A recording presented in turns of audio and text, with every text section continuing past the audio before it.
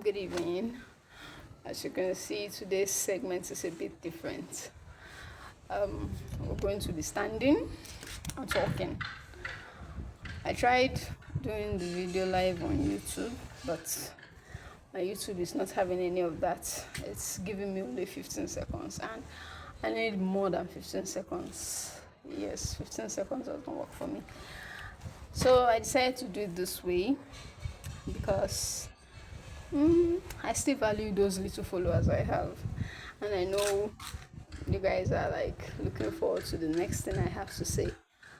I hope you're at least looking forward to the next thing I have to say. So yesterday I posted a video of myself, my sign-out event online, and I don't know, for me it's a big deal. For you guys, it might not be so much of a big deal, like showing off my sign out to be like, what does this have to do with being a sickle cell? But for me, it's a big deal, and it means a whole lot to this entire project I'm working on because it shows how we are when we achieve little things. For me, it might be my sign out. For another person, it might be something smaller or something bigger.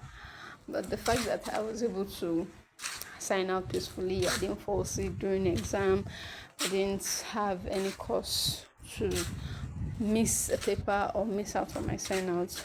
That's a victory enough.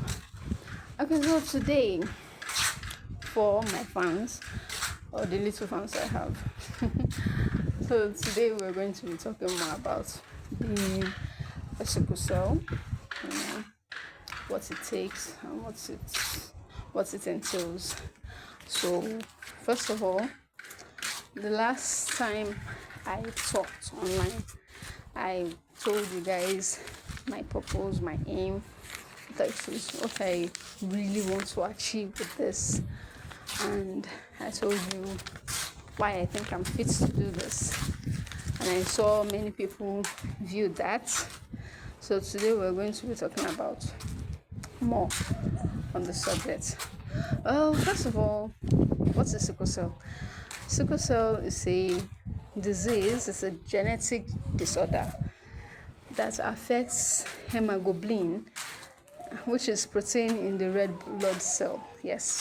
Which is protein in the red blood cell. And what is hemoglobin? Hemoglobin, this is better. Hemoglobin is the protein in the red blood cell, as I've said earlier, and this hemoglobin carries oxygen from the lungs to the body tissue, and then it returns carbon dioxide from the tissues back to the lungs.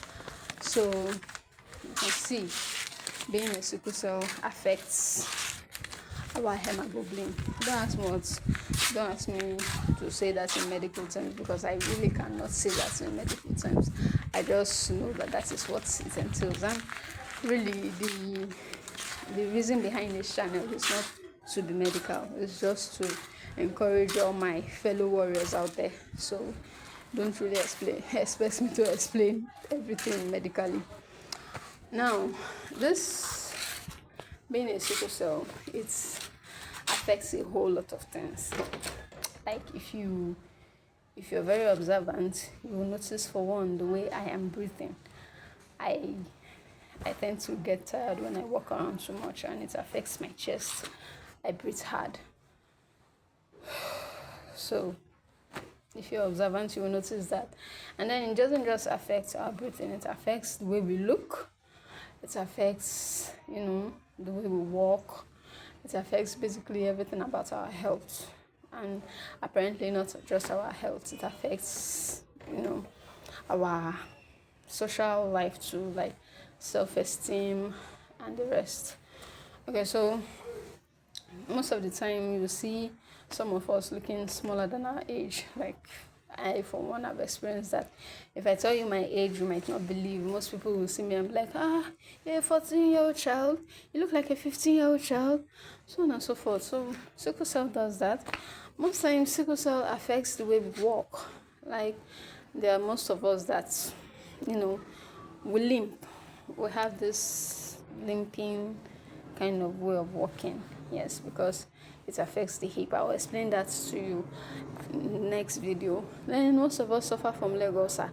I have leg ulcer. I've had it for a while. Let me show you that. I don't know if you can see it because it's so dark here. Wait, let me turn my camera around. Let me turn my camera around so you can see that. Oh fuck.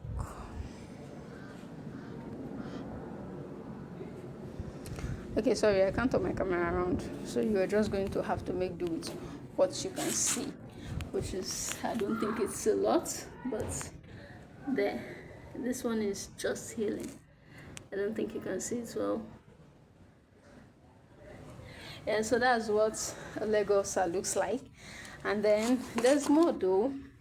That one, the one I show you now, is the one that keeps reoccurring. I've had leg ulcer in that spot for like 5 times, I think. Then there are other scars. So sickle cell can do that for you. And sickle cell has this very irritating and annoying thing it does to us, where most of us have pot belly. I have it. Well, it's as funny as it is, this pot belly, or protruding belly, if I should call it that, it's another source of insult. I remember when I was little and it used to be bigger than this. I don't know if you can make it out from here, but it used to be bigger than that. And kids in my secondary school always call me Ominikun, big stomach, protruding stomach, water in the stomach. They never really understood. It was all part of being discriminated. So it was painful though, but now I don't think it's painful anymore. So most of us get that. And then what else again do we get? Okay, there's this thing where we have, like, I don't know whether to call it a death sentence. For those of us that are lucky, we live long. I won't say for those of us that are medically okay, because none of us are actually medically okay. We all believe in God that we are okay. Yes. So most of us were lucky enough to live long, and some of us that sickle cell-ish death sentence just hangs over the person, and before the person gets to a certain age, he or she is dead.